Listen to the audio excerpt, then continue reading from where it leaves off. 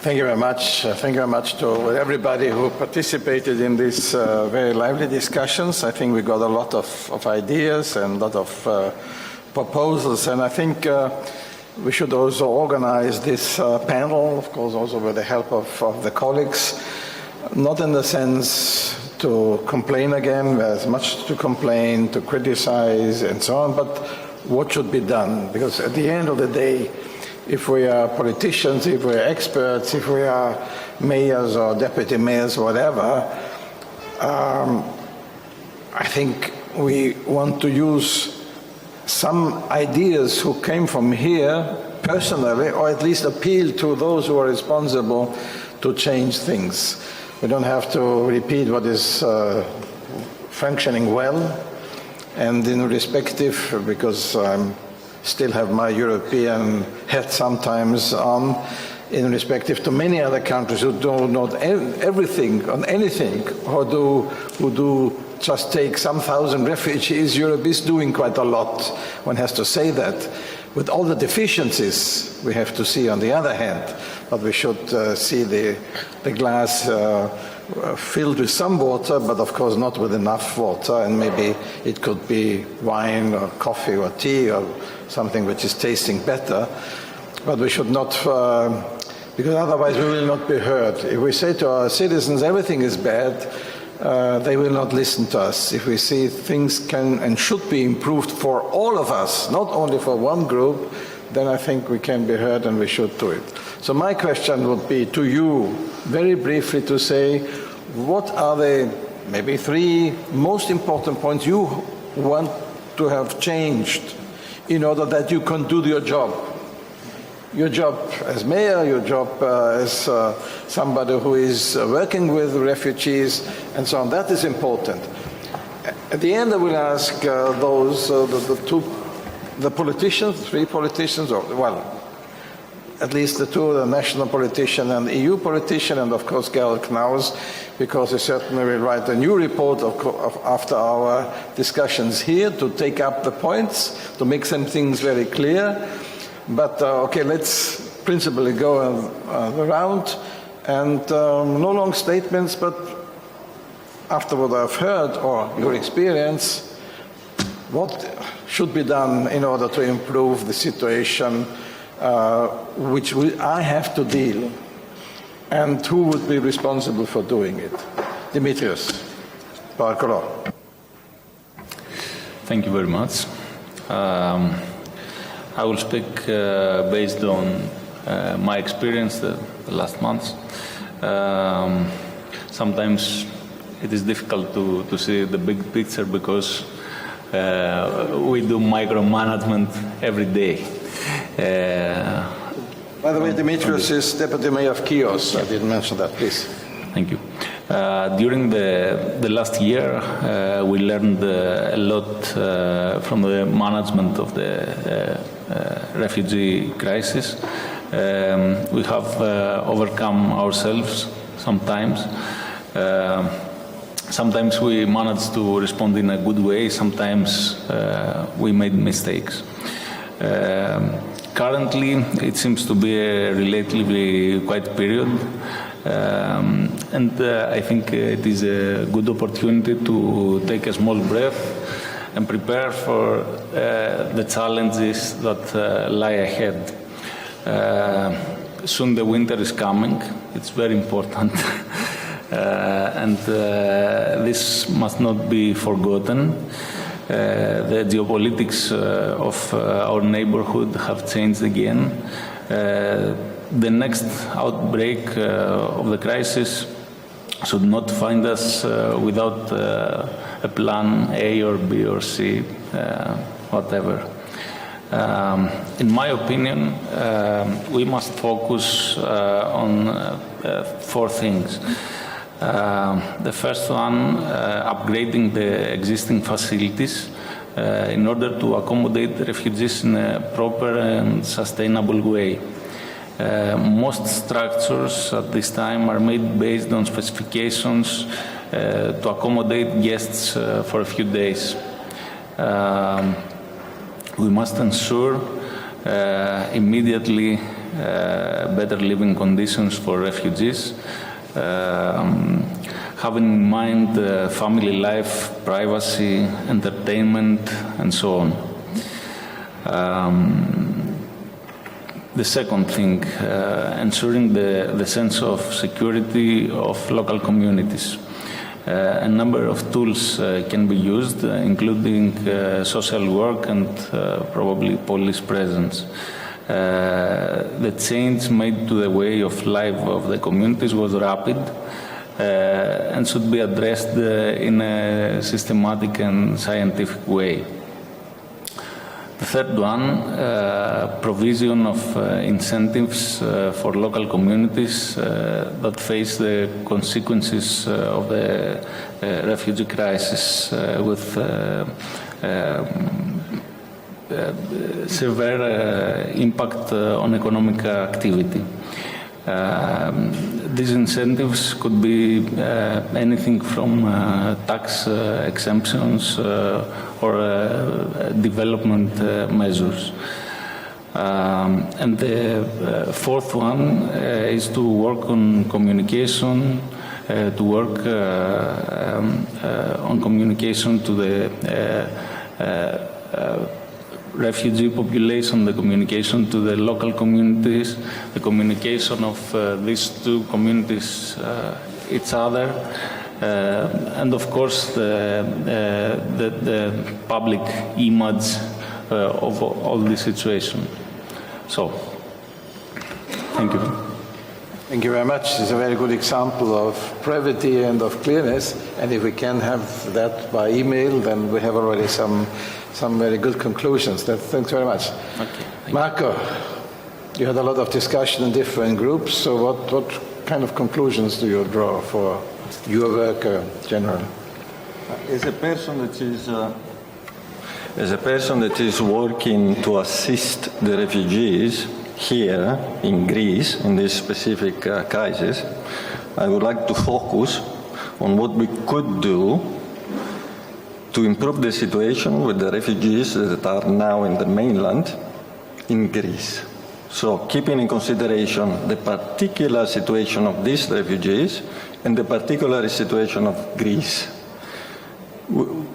We are started with one assumption, that these people are staying here for a short time, because everything that we are doing is to, and we had a lot of discussion during these 2 days, is focusing how we can help them to go forward, how we can help them with the relocation. So this is the assumption. They are staying here for a short time.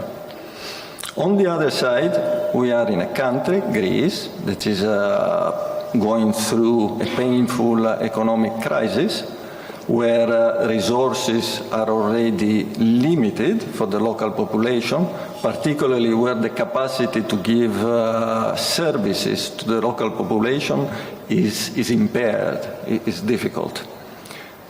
So I would like to start from these two assumptions to suggest what we should do now to improve the situation. I think that maybe we are making a mistake, because what we are doing now as an answer is to build camps. Because we are saying they are staying for a short time, so they just need food, they just need a bed, and then they will go. So we forget about anything that is concerning with their integration in Greece, because we are saying they are not going to integrate here, they are going to another country. And that brings us to a mistake, because in my view, we should just change our assumption and saying, it's okay, we don't matter how long they are staying, but for the time being they are here, they should take advantage of being here. It should not be a wasting of time. So they should understand and participate to the local society as much as they can. At the same time, we should consider the local economy, and instead of building camps that tomorrow, hopefully, we should not need, we should invest in the local community. And I want to give you some specific examples. Instead of building an health center in a camp, instead of bringing doctors into the camps and investing money to have a small place where there is a doctor place, why we are not just investing money in the local hospital? There are many hospitals that have budget issues, so why we don't take the money, we invest in the hospital, we upgrade the hospital, and we pay, maybe instead of paying for doctors to be present in the camp, we give resources to the local community, and we have 2 doctors more in the hospitals. These doctors will serve the refugee community, and at the same time they will be resources able to serve even the local community. The same is for the food. Why we should just distribute food? We can give cash, as we give cash to anybody in Europe, to poor people. We have many schemes in Europe, in any country, where we have poor people and we give a contribution to them to keep them alive. So why we are not giving money to the refugees? And then they just go to shops and they buy first what they want, instead of us deciding what they have to eat every day. This is dignity. Why I have to receive pasta every day if I don't like pasta? I can go to the shop, buy what I want, I can go home and feel like a normal person and cooking. What is the benefit for the local community? They will have 50,000 new customers. And this is money that goes through the Greek economy. So it's an help, it is a direct help to the local community. So we are taking two pigeons with one stone. Again, shelter. Why we should spend money to take a place that is empty, start cutting all the trees, then graveling everything, using machine, preparing the place, building the sewage system, bringing toilets, bringing containers. It's a lot of money. For what? Why we cannot pay for apartment? We are not in the middle of a desert. I've been working in Somalia. In Somalia we had to build houses because there were no houses. And we built houses instead of giving tents. When I was working in Juba, in Sudan, South Sudan, we had to build a house because there was no place even to have an office. If I wanted to have an office, there was no building, so we had to build the structure. But in Greece, it's plenty of houses, it's plenty of empty apartments, it's even plenty of hotels that maybe they are struggling because of the economical situation, so they could take the advantage. Instead of spending the money for the camps, we can pay the rent as a humanitarian community, as a European Union. We can put the money on the table, we pay for the rent, and these people, they live in house. Home, real home. So they go to the shop, they buy food, they come home, they clean the house, they cook, and they have a normal life. Why we should have camps? And this, in my view, is even more true if we go back to the assumption that they are staying for a short time, even better. So we are not wasting money for a camp that maybe in 3 months will go.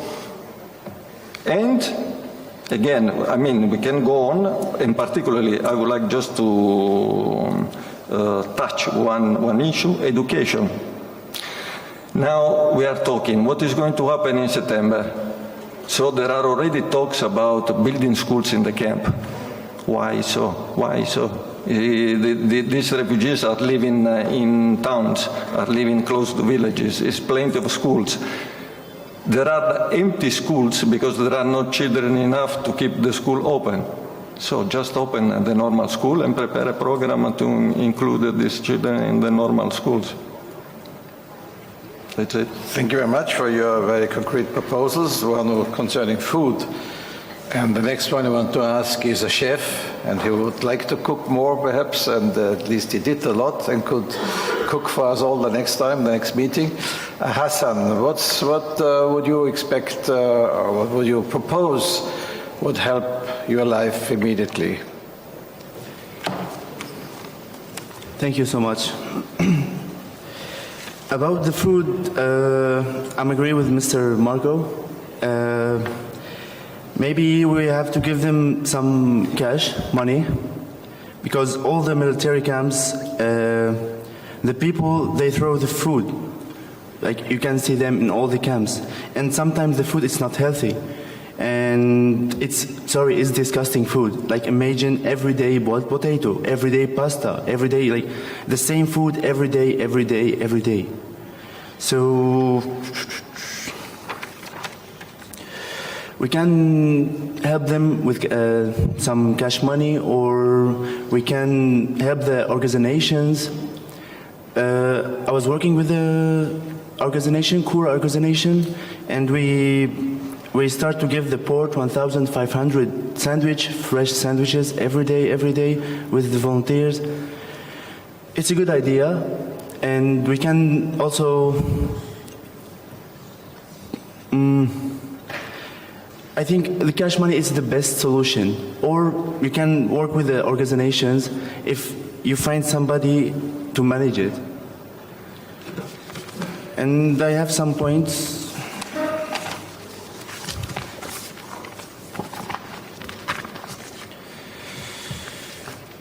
The question is what now? Actually, it's a good question, because this question represent the real fact, the main reality. Should everyone from the EU ask himself this question? Because there is 46,000 persons waiting for this answer. From my opinion, I can give some suggestions. First, give the young generation a chance to be educated. That the most important things, because this generation gonna be our future here in Europe or back home in Syria.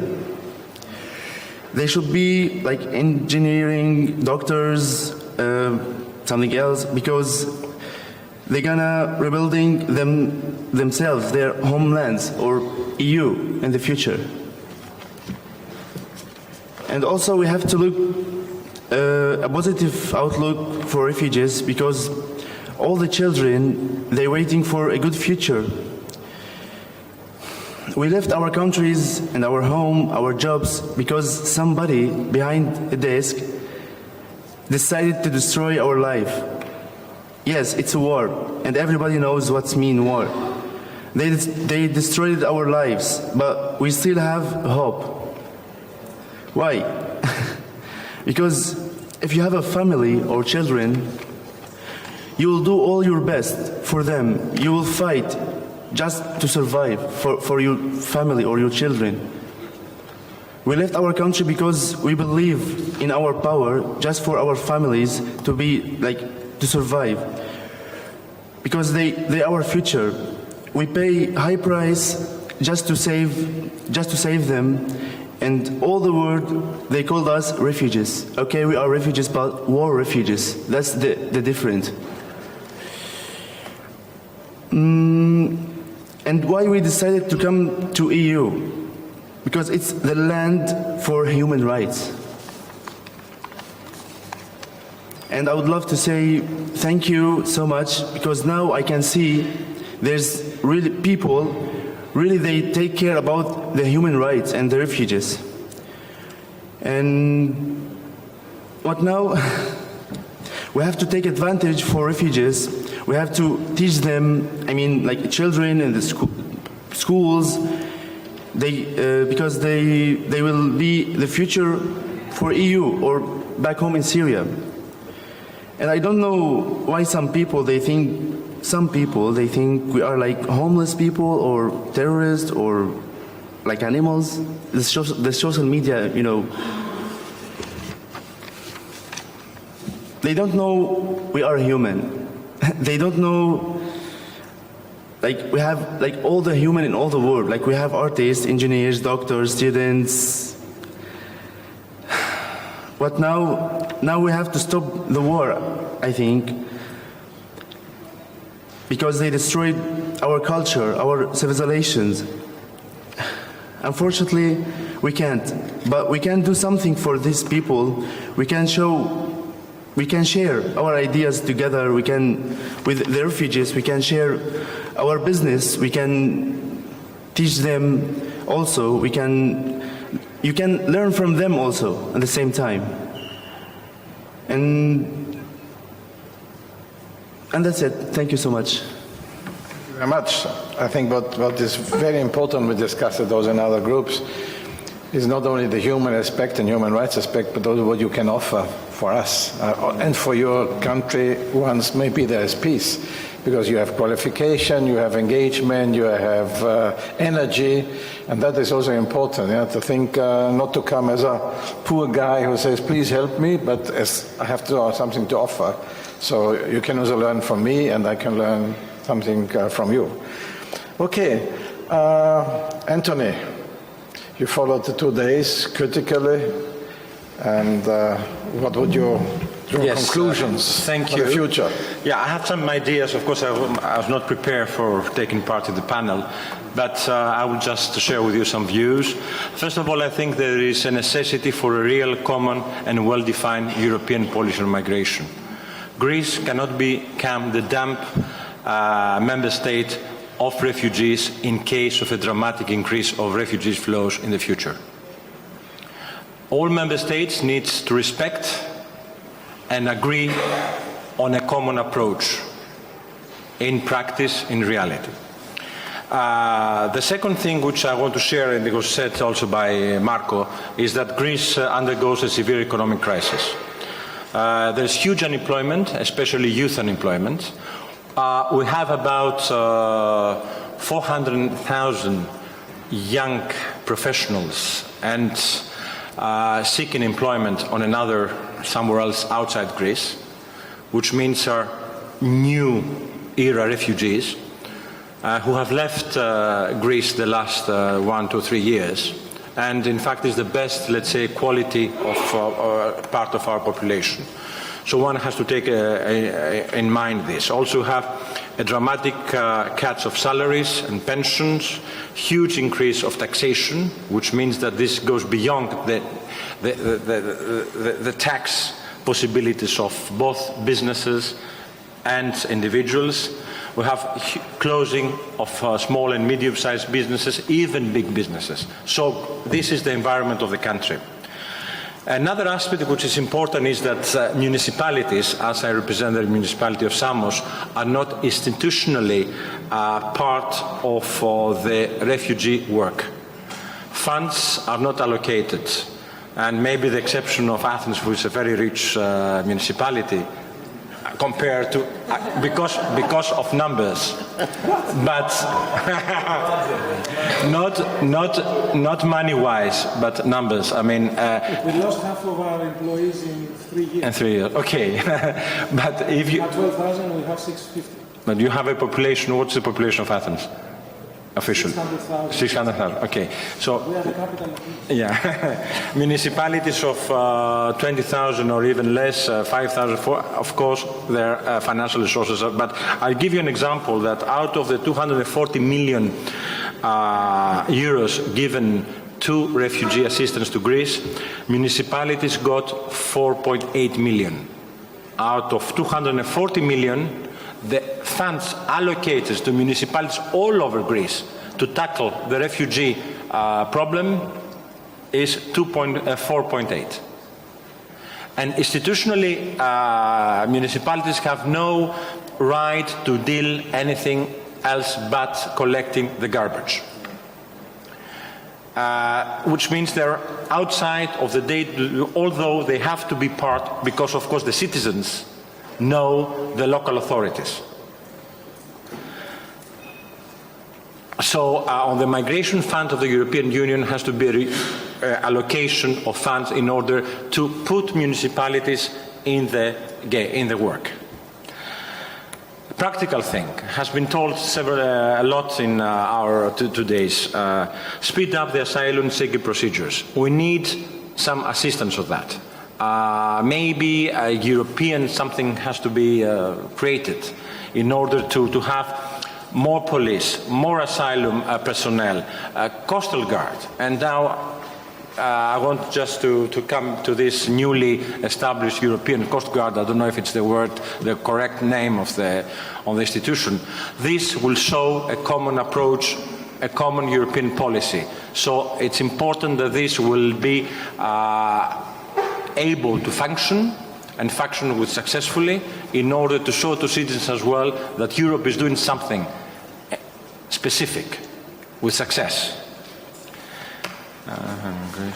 And another detail, another small aspect which is very important, I think will save some numbers, is find the special procedure for family reunifications. There are a lot of people refugees in Greece. They came and they risked their lives because they have some family somewhere in Europe. And we have observed this fact. They want to go somewhere because they have half of their family or relatives or whatever. That's the reason they risk. And of course, a special plan for the minors, for the protection of children. They cannot be part of the whole numbers of refugees. These are in general lines. Of course, we can have a discussion afterwards, but these are my points. Thank you. Thank you very much. Just a brief remark. We discussed it also in one of the groups that the Balkan route, which is closed, sees more and more illegal transportation, so to say, in the trafficking, because, for example, family reunification is going so slow that people despair and say, I go better for some illegal trafficking than, and you can build fences like in Hungary and close the border. The illegal traffickers find a way because things are going very slowly. But here again, immediately with Michael Chalupka, please, what's your conclusions? You ask me what makes our life easier in the work with refugees. The Diakonie in Austria works in Austria with refugees. We are housing at least 5,000 people. We make the legal consultations of 45,000 people, of the half of all the refugees in Austria. And the other part is that we are supporting our international network in work with refugees from Syria to all the neighboring countries, also in Turkey and here in Greece. And in Austria, the answer is very simple. It would help us a lot if there were a government which feels obliged to receive refugees and to do it in a decent way, to respect their dignity. That would help. There were some months where that was in this way, and it helped a lot. But normally, our government and the ministers of Interior and Exterior, they feel obliged to keep refugees out, to close the borders, and to keep them out. That makes our life not easy to work in Austria. I will show that in one point, because I find it very interesting that Gerald Knaus said we have to strengthen the idea of resettlement. Together with the Curator and the Red Cross in Austria, we are focusing on the idea of resettlement now for more than 6 years. There is a plan of resettlement for Austria with these three organizations, with the Minister of Interior, and they always told us, that's a good idea, we will do that, but afterwards.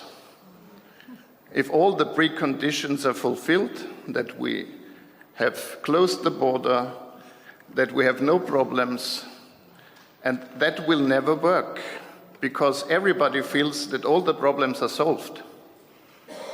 Then nobody thinks about resettlement. I think we have to change it other way around, that the resettlement is the key to the solution of the refugee problem.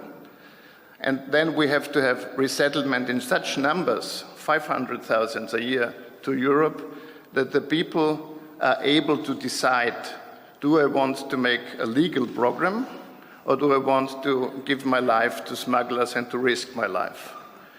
And that's, I think it's the only way. We did one proposal because we didn't want to wait for the politics, and we made a program, a project with our Italian partners, the Protestant churches in Italy and the Comunità Sant'Egidio, that we make, through the way of humanitarian visa, humanitarian corridors to Austria and to Italy.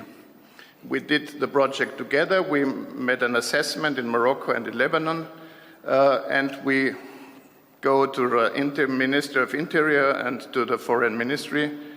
And therefore, I say it would help if the government feels obliged to do its duty. The Italian government says, yes, that's a good idea, and they do it. More than 2,000 people came from the Lebanon to Italy, and they are integrated from the first day, because the network of the churches, the Protestant churches in Italy, they integrate them at the moment they are landing at the airport at Rome. And we could do this model all over Europe, not between only churches, but also between cities, between communities. And it's a possible way because the legal framework exists that one member state of the European Union can give humanitarian visas, also if the Austrian government doesn't believe that it's legal. The Italian government reacts in another way, and you can find on the homepage of the Italian government that they write, and I will read it because it's so interesting. Humanitarian corridors are a pilot project that shows that it is possible to guarantee regular entries through legislative instruments already made available by the European Union, thus avoiding risky journeys of hope. The project can be replicated in other countries in partnership with civil society organizations and is a model of solidarity that is a source of pride for Italy. That is a source of pride for Italy. It would help if the Austrian government sees our work as a source of pride for Austria. Normally they shame us that we do harm to Austrian society. Second point, what would help us in our way to work, for example, with our partners in Greece?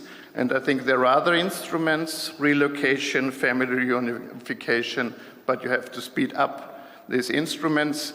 I want only a short story that you see how hard it is to get into family reunification. We have a mother with 3 children in one of our houses near Vienna, and they got split up on their way, and one of the children, a twin, 10 years old, lives here in the Olympic Stadium at Athens. Now we try for 1 month to bring them together. I called everybody in the 2 ministries, and it is not possible, because before that the mother had a legal status in Austria, and that takes time. But we don't have time for a 10-year-old girl living alone in the Olympic Stadium in Athens. We tried to applicate the model of a humanitarian visa to that. And I have to share this answer, and then I will close. That's not possible because there aren't any machines for printing humanitarian visas at the embassy in Athens, because Athens and Greece is part of the European Union and there are no needs for humanitarian visa, therefore it doesn't work. That's the reality, and it's easy to make our life more easy, but it's not done. Well, thank you perhaps is the wrong word after that. The consul from Austria was supposed to come. Is somebody from the embassy from Austria here? So you heard the story? You know the story?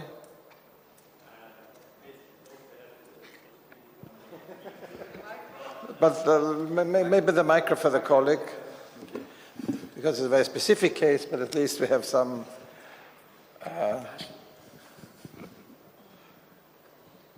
Yes, I'm not aware about this specific case, about the 10-year-old girl. Of course, we are a country, or we are within the European Union, so this means that only in 3 places there is a possibility to issue visas. This is in Slovenia, Slovakia, and in Munich, I think. So, unfortunately, we don't have the possibilities. I mean, there is no way for us to issue it. And, I'm sorry, I can't give you any reason. I don't think that we have to shame the embassy, but one thing I feel in the last years, that the legal system is so complicated and that there is nobody from the politicians, the ministers, has ever the courage to make an exception. That's new to me because 20 years ago, I work in this field for more than 20 years. There were always exceptions because of very extreme humanitarian cases. Now there are not any exceptions possible. And I think it's to think over it, but I have no answer to it. Well, this kind of over-bureaucratization we have in many aspects, of course, is also here taking place, but Alev will speak then later. Now we come to rich Athens. Maybe you can help with money for us? Please, Lefteris. Good morning. As you know, I wasn't supposed to be in this panel, but many of the remarks made from the colleagues from the islands and from Marco helped me put together some elements, and hopefully I will answer to some of the points made. So the municipality of Athens is working under the assumption that many of the refugees will have a very long-term stay in Greece. So we are starting to work on integration as a municipality. It's true that we don't have the competency, it's not described anywhere, but we took it upon ourselves anyway. So we have a vice mayor on migrant and refugee affairs who is trying to do these things, me. So we try to put together a program, and the second assumption is that we need to ensure social cohesion. So we need to work with the local population also, because you cannot present a program only for refugees with 27% of unemployment, 1,500 homeless people in Athens, and I mean in the center, in the municipality, not in the whole of the Attica region. The Attica region has 5 million inhabitants, so half of Greece lives around here. Because we don't have any funds, we made memorandums of understanding with major organizations like Mercy Corps and IRC to help us put in place programs. So we have a cash program in Eleonas, in the camp, and people can buy groceries and use it on the local economy. Unfortunately, I don't have the data of where they spend the money. Hopefully in September we will have the first data to present it, not only here, but to make a press conference and show how the local economy can benefit from such initiatives, and of course give the opportunity to people to buy whatever they want and eat whatever they like. So this is very basic. Food can be an element of integration also, it's true. And one of the ideas is to create a social kitchen in Eleonas and do various activities around food. Because as you know, food has always been in Greece and in the Middle East and very important, and it's a gathering opportunity and we can use it. One of the other major issues is housing. The municipality participates in the housing program of the UNHCR. It's an emergency housing program for people who are going to be relocated. So we are going to rent 200 apartments. We already rented 100, so in the end of August we will have 200. But with our other partners, we will have in total 1,200 apartments in Athens, major Greek and international NGOs. Of course, we have to think of social housing after the emergency housing scheme. This will be a major issue for every European city. As you know, Berlin faces the same problem, Munich faces the same problem. 30,000 people are housed in containers in Bremen, very nice containers, I've seen them, but containers nevertheless. So this could be the major issue in the next 2 or 3 years, social housing. It's true that in Greece we have thousands and thousands of empty apartments, but we don't have the legal framework to use them. The same goes for public buildings. It would be a very good idea to change the legal framework and the mentality of Greeks, because as my colleagues here know, the Greeks with their property have a very peculiar relationship. They would rather burn it than let someone else use it, because for them it's an investment. And when you tell them that your investment is dead, yes, because if you tell them that their investment is dead due to the crisis, they would say, okay, I would rather put it up on fire than give it to you. So you need to make a serious field work to change the mentality of the public sector also. To tell the ministries that you are going to use their empty buildings to house refugees would be very difficult now. We need to do it, and we need to present arguments about emergency, social response, humanitarian response, etc., etc. So these things are happening, and we hope that other municipalities will follow also, and the state, basically. These are 2 or 3 things that we are doing. In the same time, the social policy of the municipality is non-discriminatory, so everyone can use the services that we offer in the health clinics that we have, 7 of them, dispersed in the 7 local communities of Athens. We are hiring through programs doctors for the refugees, but also for citizens, 10 of them, various specialties. And yes, even if you don't have money, you can use organizations to do it for you. For example, in Lesbos, I know that IRC has hired 8 people to run the camp for the municipality. And in Kos, Mercy Corps hired all the cleaning crews to clean the port last summer, because the port of Kos at some point was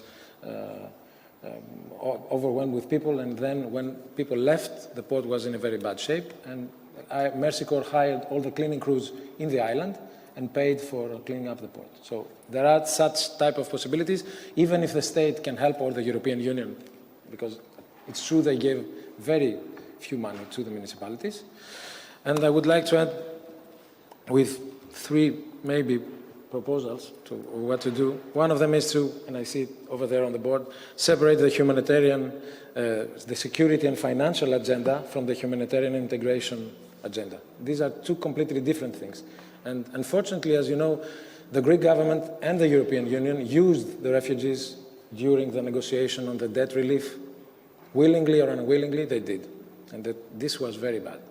At some point in the same sentence, you had refugees and debt. And no one reacted.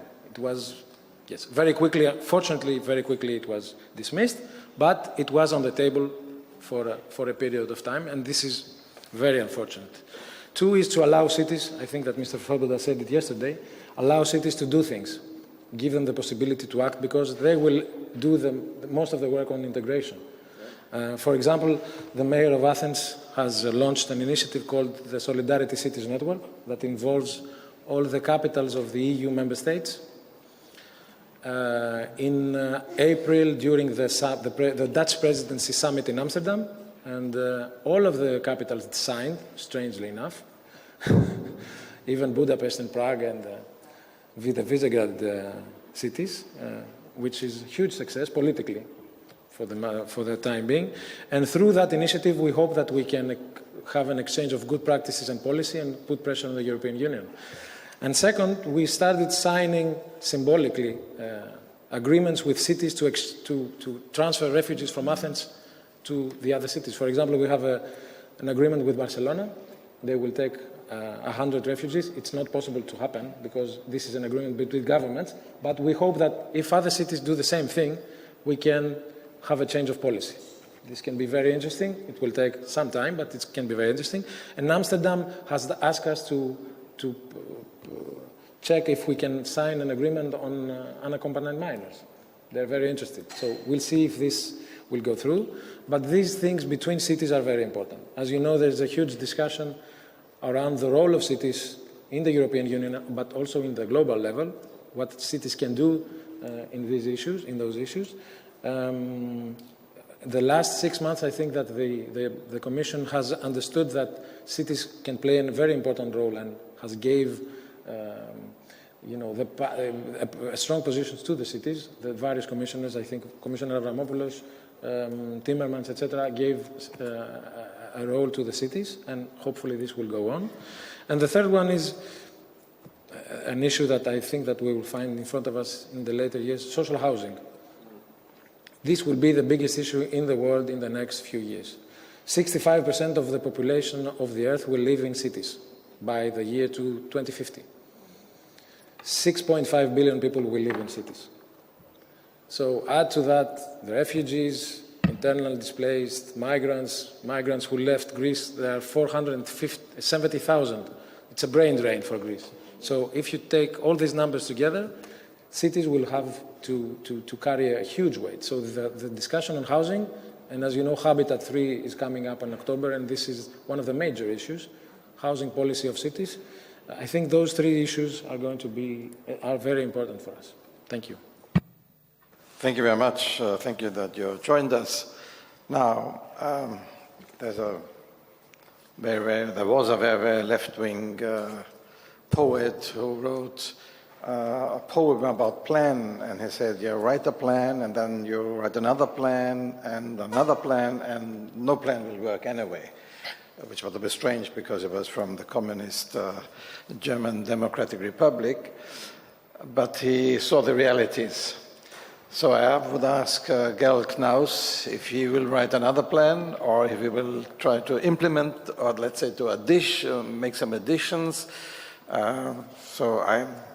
In spite of this poem, I still believe sometimes in planning, but we have to see also the reality. And what kind would you take up in writing a new comprehensive plan beyond, of course, the EU-Turkey deal, because many of these issues are not connected directly with the EU-Turkey deal, but with the implementation and the comprehensive attitude towards the refugee crisis. Gerald. And then I will ask a national parliamentarian and European parliamentarian to react, and then people from the public. Thanks a lot. And of course, since you were a planner in Vienna, which is a very well-planned city, you know a thing or two about planning. And the most important thing about planners and planning is that it's not anti-idealistic to focus on realities. I mean, what we've been lacking in a lot of the policy debates, and I saw that very clearly in the last year, at the higher level, is what every mayor and every human rights organization and humanitarian organization demonstrates every day, which is that it depends on how many resources you have, what you can do. I mean, how much staff, how much administrative time, how many resources. So let's be really realistic, and I give you 4 examples of what I think one could take out of this debate concretely to make a difference in the next year. And numbers do matter. It is, of course, true that one should always see the people behind the numbers. But in the end, whether you relocate 100 people or 1,000 people, these are 1,000 individuals. So the numbers matter. Let me give you 4 examples where I think the debate has to go. The debate on relocation. The EU has decided an envelope of 60,000 people that the EU has said it wants to relocate from Greece over 2 years. That's decided. That's a decision. That's there. In 1 year, the EU relocated 2,000 people. The question is, how do you get to close that gap? I think there has to be a hearing in the European Parliament where the Commission cannot keep promising that it will accelerate, and it doesn't accelerate. Mr. Avramopoulos, the Commissioner, cannot keep saying there will be 6,000 relocated in the next month, and it's not happening. I mean, it's not his fault. What is his fault is that he doesn't supply a detailed analytical report that says what is going wrong, what is missing in detail. It's no good saying political will is missing. That's too vague. You know, how precisely will you change the process? The member states decided, how do you do that? So at the moment, 2,000 people are relocated in 1 year. That means 20,000 people in 10 years. That means 40,000 people in 20 years. That means the people now in Greece should realistically expect that they will find some more permanent home in the next 10 to 20 years. Now that's not a perspective. That's awful for the planners, because your decisions, whether to build a school in the camp or in the village, depends on how this process works. So you would want to see what the plans in the Commission are. So there ought to be a serious debate, and I haven't seen it anywhere at the moment. There is no detailed report from the European Commission that analyzes how exactly things are failing, and more importantly, how exactly to improve it on relocation. Secondly, asylum.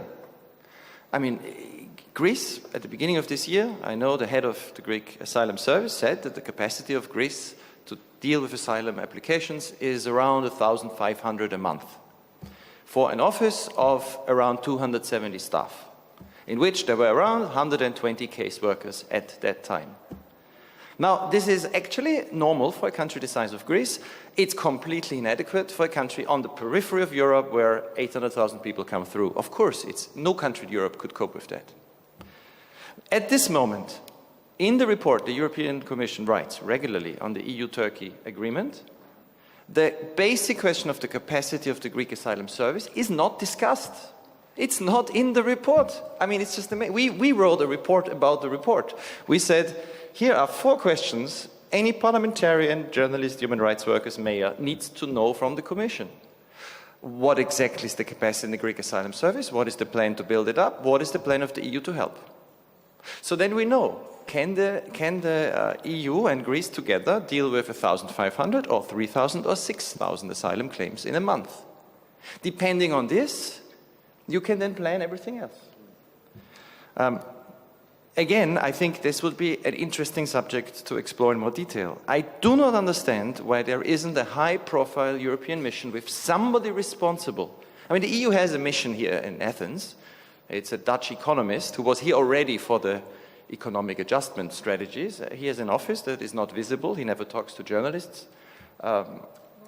Martin Vervey, not to politicians. I mean, this is crazy. This is a high-profile project. A lot depends on it. You need a high-profile person who talks to the media, who talks to the Greek public, who explains to the public in Samos or Chios what the plans are, what the EU will do.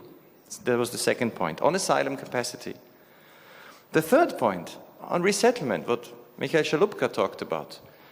We have an agreement with Turkey where the EU commits itself to take people from Turkey. That's the core first sentence of the agreement, is to open an alternative route. And you might say, why only Turkey, why not Lebanon, and why not other countries, and why only Syrians? Well, these are right questions. But on Turkey and Syrians, it's agreed. So if that also doesn't work, if the Chancellor of Germany and the Dutch Prime Minister and the EU Commission says we will do it, and it doesn't work, even where the EU has a vital interest and it's agreed, it will never work. Which, of course, is the reality. It doesn't work, because in the world, except for the United States, nobody resettles. I mean, Australia resettles 10-something thousand people. Canada recently under the new government, but before, Canada also only resettled 10,000 people a year. And if you take out Canada, Australia, and the US with 70,000 people, you have in the EU, Sweden has been the #1 resettling country for many, many years, in addition to receiving most people who come spontaneously. So how, to go back to Turkey, concretely, the third question, if in the last 3 months the EU resettled 800 people, that is 3,000 people a year, how do you increase that? What's the plan? Again, this is not described in the regular reports from the Commission. I think this is again something that national governments, parliaments, the media, NGOs should push for. It's no use writing report after report by human rights organizations to say we need alternative passages without explaining exactly how those that the EU has already committed to can actually be made to work. One anecdote there, I had a meeting with a pretty high-level German official, the Minister of Interior in Berlin, and a few months ago, when Germany felt that it had to promise Turkey to seriously take people from Turkey in large numbers, they began to work on plans. And in this discussion, what I heard was that they said, we were really working and racking our brain. How could we resettle 400 people a day? Is that even possible? Because you need to have security checks, you need to tell the public you know who's coming in, you need to do health checks. How much bureaucracy can you forget? And this was a serious process of thinking, which, this kind of process needs to be done by professionals. But we've never seen the results.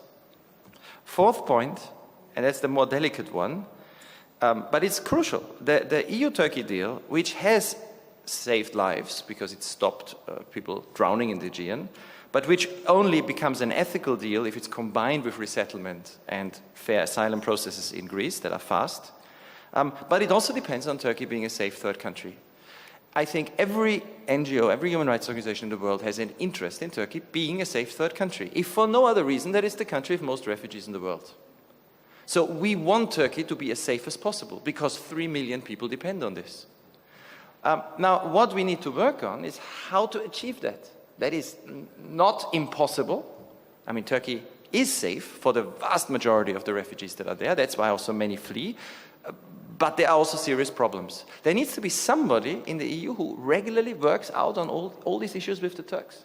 I mean, I've recommended in the past, ideally, the EU should ask the Turkish Prime Minister or President to appoint a high-level Turkish official, I don't know, the former ambassador to Brussels, and a high-level EU official, and they have a small team, like a high representative, and their job is just to work out how to deal with those two issues. Fast resettlement from Turkey to the EU, and making Turkey safe, transparent, and for all those who are supposed to go back to Turkey. Only then do we have what Angela Merkel has said since September, and this is my last point.